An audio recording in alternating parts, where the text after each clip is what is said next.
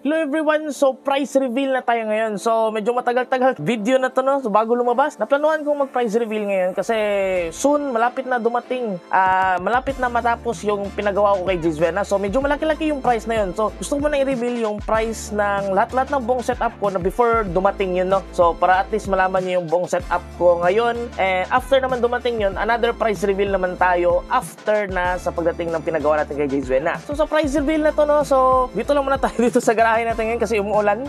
Ayan, umuulan.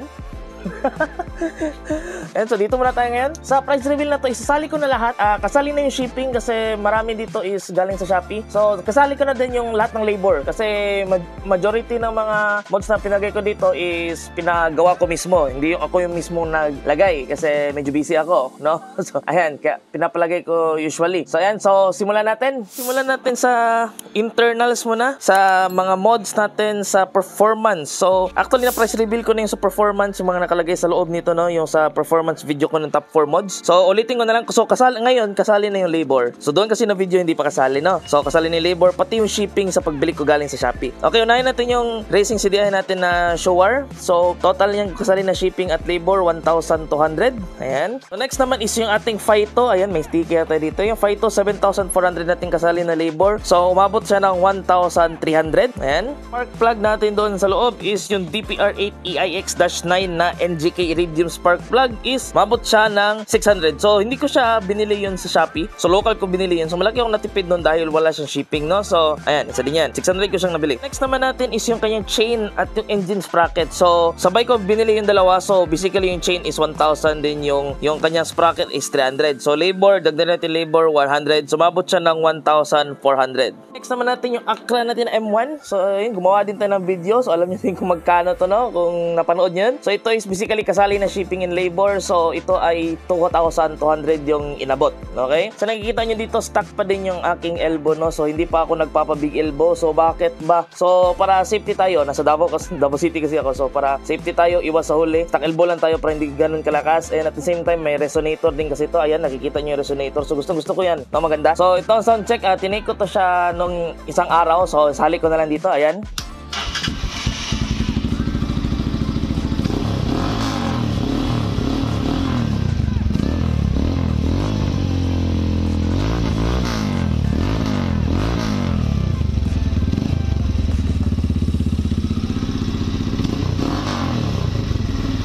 Itong sa Acra naman to, so kung magwa-wonder kayo kung meron madagdag na speed, tayo na, ang daming aso.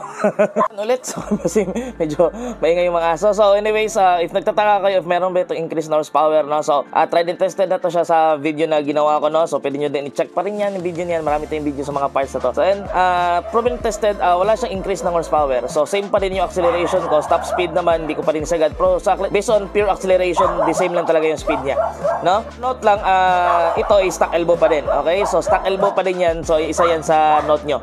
So yan lahat ng mga nasa performance mode natin, no? So nasa isang video ko yan. So click nyo to kung gusto nyo malaman yung performance. But to summarize, no, to spoil na lang din. So wala akong top speed pa nito. Hindi ko pa nasasagad kasi medyo 4 eyes ako, hindi ko kayang isagad, no? So pero ang naka-acceleration test ako nito. So yung performance na nanggagawa nito, lahat ng performance mode, yung sprocket, chain, CDI, spark plug, and yung kanyang ignition coil is 0 to 60 natin is umaabot siya ng 3 seconds lang. 3 seconds lang, 0 to 60 na. So sa 0 to 100 naman natin is 10 seconds. So sa video na yun, if titingnan nyo, sa kahit 100 na, ang bilis pa rin tumaas. So medyo, siguro I think medyo malayo pa yung maabot ng speed na yan, no? So ayan, di ko pa nasasagad. And kung nasasagad ko man, di ko na lang sasabihin kung nasagad ko na.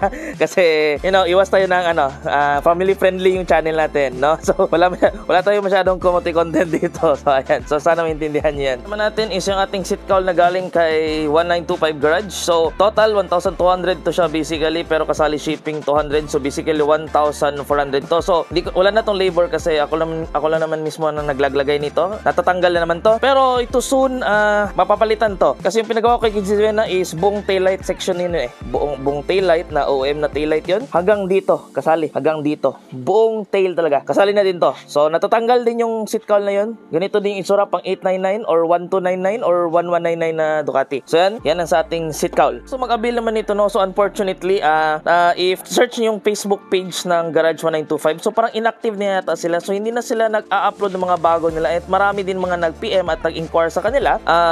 Mukhang inactive na din talaga. So technically parang wala nang benta na ganito ngayon, no. So pero try nyo kung baka mag-reply soon, no. 1925 Garage, kung nanonood ka, baka naman may mga taong naghahanap pa rin ng ganito, so baka pwede mo gawa naman. Okay? So ito mapapalitan to soon sa akin. So unfortunately kasi buong tail section na kasi yung gagawin ko. So ngayon sa harap naman tayo. So yung visor, ito maraming nagtatanong lagi nila. Tuwing post ko na lang sa Facebook, may nagtatanong talaga anong visor yung gamit ko. Okay? So ito is R15 V3 na Genong. Pwede nyo lang search sa Shopee. So ayan, so basically kasali na shipping, kasali na labor. Pagpapagawa ko nito, umabot to siya ng 1,200. Mahal yung shipping, mahal yung labor. Pero yung sa Shopee na hanap nito parang nasa 780 something lang yan siya na. So kung kasali yung dalawa, umabot siya ng 1,200. Information na lang din sa visor, no. So kung gusto niyo may balak kayong bilhin ito, so nakikita niyo diyan, medyo short to siya dito. Note niya lang yan.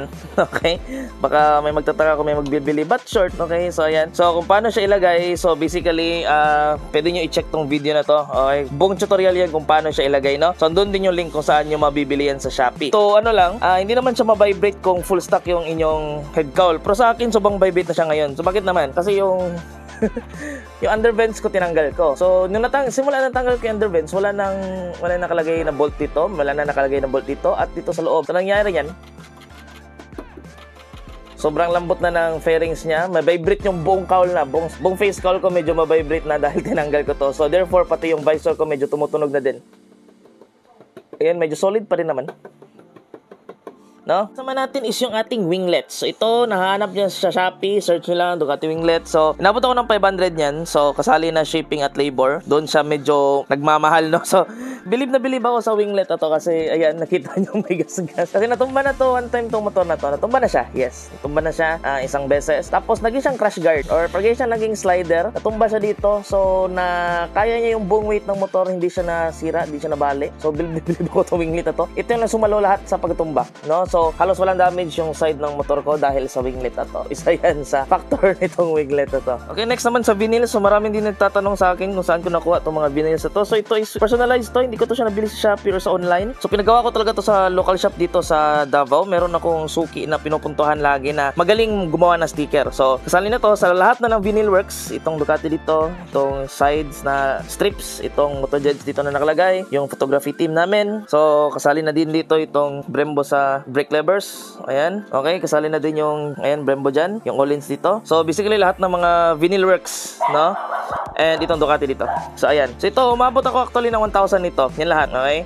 Kasi personalized siya, kaya siya medyo mahal at medyo intricate siya kasi ayan, ang liliit. So ilang beses din ako umulit dito. 3 beses ako nagpagawa ng logo na to. So first is sobrang laki, ganyan, mga ganyang sobrang laki. I had to scrap that, tanggalin lahat. So hindi na yun magagamit. So para magpagawa ko ng mas maliit kasi sobrang laki tingnan. So nangyari naman yung second ganito, same na yung size nito. Tapos yung pagkagawa ko pala, yung left and right medyo hindi pantay. So nangyari yan, pinagawa ko na naman ulit yung isa dito. Yung una palang ginawa ko dito is medyo nasa likod, no? Medyo likod siya dito, yung dito. So pagkakita ko, parang ang awkward tingnan ng layo. So pinaharap ko siya konti ulit. So yan, 3 beses ko inulit to kasi may OC ako. Sobrang intricate ako sa mga details, no? Kaya kahit konting details lang dapat nakikita ko talaga, no? So ayan, kahit ito nga nakikita ko na hindi to pantay. Ayan, hindi siya gitna. So kasali din pala ito sa vinyl concept to. Itong carbon fiber na nakalagay dito. So ayan, at itong nakalagay sa harap na carbon. So ayan, vinyl pa din yan. Kasali na doon sa buong package na yun, yung 1,000, okay? So ayan. So mabot ako ng 1,000 lahat ng vinyl works. Man, ito sa vinyl pa din to. Okay, so baka nag-wonder kayo kung saan ko nakuha tong crankcase. Marami din nagtatanong. So ito is actually vinyl lang din. So ayan, medyo nakikita nyo pa yung R ng motor star dito. So nilagyan ko to ng masilya sa loob or nansag para pumatag yung engine. Tapos ginawa ko ng vinyl to. Okay, same shop pa rin ang pinagawa ko ng vinyl na to. So plain gold circle lang to. Nilagyan ng ganito, then itong Ducati. So ito is umabot ng 500. Ito lang. Kahit vinyl lang siya kasi sobrang intricate. Parang magic yung ginawa nito para sumakto tong vinyl na to, no? So kaya medyo pricey siya. So umabot to ng 500 to. Okay, ayan. Ito naman is yung ating engine guard. So pasensya, medyo marumi. Wala pang car wash. So ito, engine guard natin. So galing yan kay Jizwen na. Yan yung time na naging tatak Jizwen ako. So dito ko nilagay yung kanyang sticker niya. Actually, coincidentally, same kami ng place na nilagyan ng sticker ni Jizwen na. So ayan. So ito naman is kasali shipping na to is 900. So labor na pinagawa ko nito 200 din. So mabot to ng 1,100 yung total. So okay, so gustong gusto ko to yung pagka-matte finish niya, same na same sa baba. And naka-cover niya yung parang makina sa loob. So pag umuulan, dyan pumupunta yung tubig. So hindi masyadong umaabot sa makina, no? So may ano lang ako nito, remind lang ako para sa mga V2 users or sa mga GPR V2. So yung muffler nyo is, or yung elbow nyo, medyo sobrang malapit. So parang around 2mm yung kanyang lapit sa cover. So meron ko ibang nakikita is parang tinatabasan nila ng konti dito sa taas para hindi siya dumidikit. So sa akin naman, hindi ko na yan tinabasan, stock pa rin yan. So ayan, so far naman wala namang nangyari sa engine guard na to. Kaya naman niya, matibay naman. So fiber, gawang J-Zue na yan. Iba talaga basta gawa niya, matibay. No? So ang ganda pa ng design. So ayan, so far, so ito pa lang yung meron ko na mods na galing kay J-Zue na, but soon, buong body naman. So buong body talaga yung galing kay J-Zue na, except lang yung sa tangke. Okay, so ayan, abangan niyo yan soon, abangan yan. Malapit na. Okay, malapit na yan. Ito yung ating handle grips. So yun, sa simple lang naman tong handle grips na to. So Shopee pa rin galing, kasali shipping, 500, pati labor na din. Okay, so Shopee pa rin to. So meron din kasali yung dito, parang medyo mas mahaba siya. So hindi ko sinali yon kasi mas trip ko tong stock na pabilog. So parang malinis lang siya tingnan. So ayan, kaya hindi ko siya sinali. Okay? So ayan. So 500 din ang total nito. Speaking of sa handle grips, so parang nasa handlebar na tayo. Baka may magtatanong sa inyo, bakit stock pa din yung gamit kong levers? Bumili ako actually yung P17 ba yun? P17 na Brembo. So yun pala, wala pala siyang brake switch dito. So hindi ko siya tinuloy kasi wala akong ilaw sa likod na. So bumalik ako sa stock. Napamahal na kasi ako sa stock din eh. Gustong gusto ko yung stock. Gusto ko yung feel, nasanay na ako. Pati yung sa clutch, no? So gustong gusto ko talaga. Nilagyan ko na lang ng sticker Findamin Wines habang okay pa. Pero pag nasira na to, papalitan ko to ng RCS 19 soon. But sa ngayon wala pa, no? So ayan. And next naman yung ating side mirrors. So ayan, yung side mirrors na to. Ayan. So total umanabot nito kasali shipping. So basically 1,000 to shipping plus 200. So basically Davao City is 200 lagi yung shipping galing sa north, no? So 1,200 plus labor na pinagawa ko nito. Nagpabutas ako dito. Ayan, mali pang butas, no? So wiring pa din.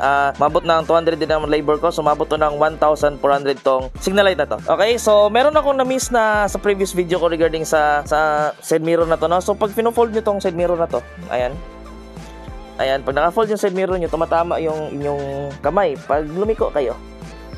So, na-find out ko yan after na sa video ko. So, pasensyahan nyo ako kung hindi ko nasali yun sa previous na video. Kung may nakapag ZX-10R ba bigla na side mirror dyan, tapos hindi sila aware na ganun pala yung mangyayari, no? So, ito naman, ako, sariling rubber ko lang to. Lagyan ko para makover yung cracks. Alam nyo naman, may cracks dito sila. Alam mo, sumisilip pa rin ng konti. So, yan, kaya nalagyan ko na parang rubber dito para makover naman siya. Natin yung ating phone holder. So, ayan, yung phone holder natin is galing pa din niya sa Shopee. So, basically, umabot din yan, pati kasali pa din shipping, umabot din yan ng 500. Okay, so ako lang mismo naglagay niyan, medyo madali lang naman. So, ayan, sali rin yan. So, hindi na natin isasali yung mga maintenance. So, basically, every 1,000 kilometers, change oil ako agad. Ilang beses na din ako nagpa-adjust ng chain nito kasi medyo lumuluwag. And almost every week tayo nagpapakarwas nito. Pero, this month or last month, wala masyado kasi alos araw-araw umuulan. So, hindi ko nasali yan. No? Pogi pa din naman, kahit walang karwas, diba? So ayan, pogi pa din, no? So ayan nga, nag-decide nga ako na gawin tong video na to, no? So before dumating yung ating mga bigate na mga mods galing kay J-Zue na. So ayun, kasali na din sa pag dual disc brake. So yung dual disc brake natin, total na gasto natin yan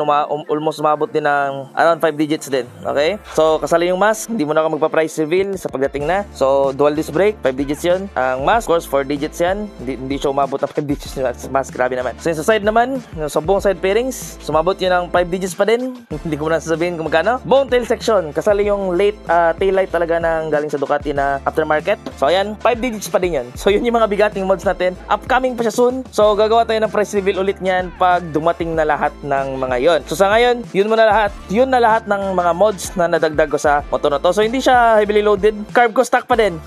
Sa magtatanong, no? So kasi takbong pogi lang muna tayo. Family friendly yung content natin. Sabi ko nga. So stock carb pa rin tayo. Andyan pa rin yung filter na sobrang laki. So para less hassle siya regarding sa cleaning ng carb. So pag nag-open carb ka kasi almost every month ka niyan magpapalinis talaga niyan. So kaya yan, stock pa din ngayon. Wala akong sliders na napapansin nyo.